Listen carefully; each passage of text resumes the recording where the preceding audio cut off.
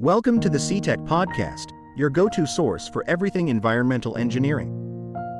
Join us as we delve into sustainable industrial practices, exploring topics like wastewater treatment, water purification, solid waste management, air quality control, noise and vibration, environmental impact assessments, and the latest in environmental legislation. Whether you're a seasoned professional, an industry leader, a student, or simply someone eager to make a positive impact, you're in the right place. Together, let's pave the way to a sustainable future, one episode at a time.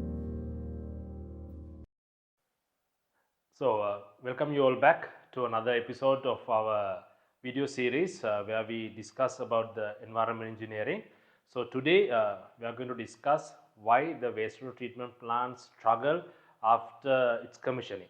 So, this is a global issue, and today we will discuss what are the possible reasons for it and how we can mitigate this failing of this wastewater treatment plants. Okay, so this is a global reality where this wastewater is still largely untreated, and despite of decades of investment, still most of the wastewater worldwide is not safely treated. So that is why the United Nations also given this a great priority, and they have defined the Sustainable Development Goal 6 as the clean water and this focus for the clean water and sanitation. So here we have some data published by the United Nations.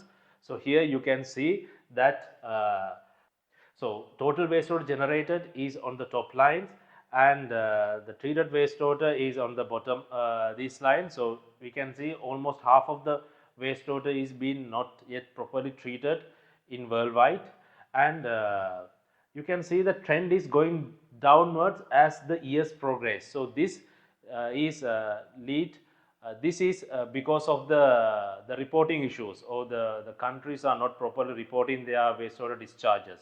So that is also another indication that the wastewater is not being treated properly. That is why the countries are reluctant to report them. So this chart is also published by the United Nations, and here we can see the normal options, the world practice to treat the wastewater. So mainly we have point sources and non-point sources. The non-point sources is rainwater runoff and agriculture discharges, and here we are mainly focused on the point sources. So point sources, there are different categories like agriculture, industrial and domestic, and under the industrial sector we have several sectors such as energy production, manufacturing, mining and quarrying, and construction, and under the domestic sector we have services and private household. So when we are considering the wastewater treatment out of these sources, there can be the urban collecting systems and the independent wastewater collecting system. So after the urban collecting system, normally the wastewater goes into the urban wastewater treatment plants, and from the independent wastewater collection system, again it can also lead to a urban common centralized treatment plants, and through that the wastewater being treated and it can be reused. But and on the other hand, through the independent wastewater collection systems, there can be independent wastewater treatment plants, and that can also be lead to treated wastewater, and it can be reused. But the problem lies on the direct discharges. So this is one of the main one of the main options, where the direct discharge into the environment without any proper treatment, and that will directly goes as untreated wastewater, and which is harming the environment. So so in this graph again we can see the proportions of wastewater reuse. So normally the developed countries and the very water scarce countries are the main players on this reuse scenario. Still, mostly the developing countries are not yet moving into reuse option, but with the scarcity of the water, the reuse option has to taken into serious consideration. Then this is the household wastewater picture. So normally the household wastewater, normally this is the unsafe treatment or the unsafe discharge map. So as we can see, mostly the Asian or the South Asian countries and the South American and South American and African countries are the leading contributors for the unsafe discharge of uh, the domestic water.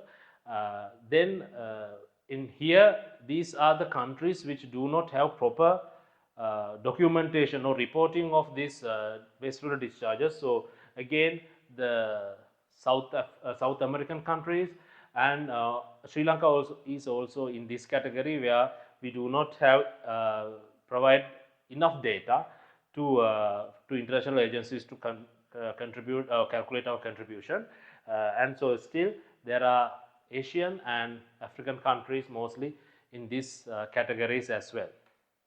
So why this matters? So why this wastewater treatment plant failures matters? Because we all know that in order to construct a wastewater treatment plant, a factory owner or a government or a independent person, he invests a quite large money or high capital investment. So if the treatment plant is not performing well, this total high investment is in loss.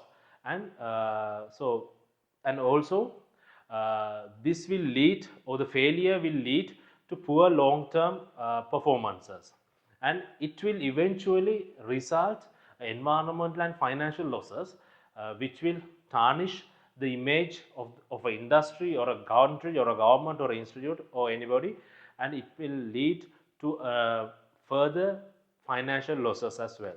So let's have a look on the global treatment gaps. So normally globally the 90% of wastewater discharge is untreated primarily in developing regions, and only 38% of industrial wastewater being treated in developing countries. Out of that, only 27% is the meeting the safe discharge standards. And when it's come to the South Asian countries, when it's come to the Asian countries, mostly only 10% of its total wastewater is treated using this varied plant utilization, and 90% of the sludge treatment facilities are not functioning well. And but on the other hand, China is doing a good process in this wastewater treatment. So normally they are using the private public partnerships and tariff to fund the operation and improving the completeness. But other than that, most of the countries struggle with the insufficient operation and maintenance and enforcement. And when it's come to the African region also, we mostly observe the insufficient gaps in the infrastructure, and limited hookups or limited connections, and low utilization and non-functional treatment plants. So these are the main regions which we can find such issues. So what are the root cause of this struggle? So one of the main uh, one of the main reasons would be no operational maintenance fund. So low tariff, high energy and chemical cost, and no life cycle planning would lead to no O&M funds or operational and maintenance funds. So therefore, the wastewater treatment plant will eventually decline its performance and give trouble. And the next reason would be the weak capacity and training. So human resource, so lack of skilled staff and robust management and formal training for operation.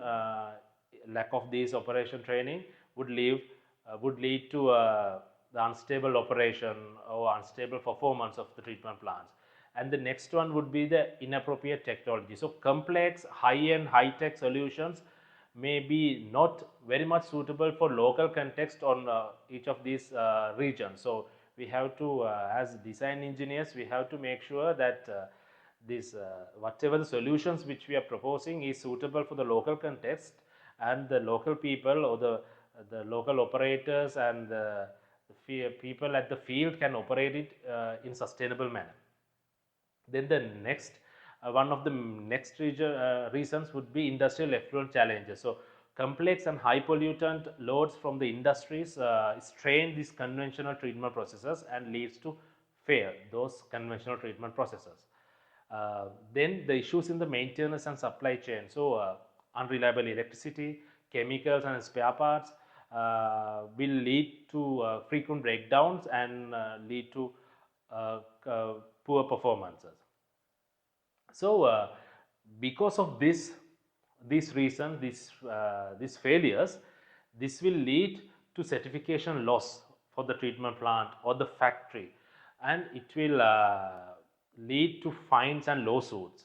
And normally most of these Asian countries, South African Asian countries, African and South American countries are export oriented. So therefore their customers are keen on this aspect. So export rejection is one of the main reasons, and so with that the reputation of the institute can be, or the company can be, tarnished.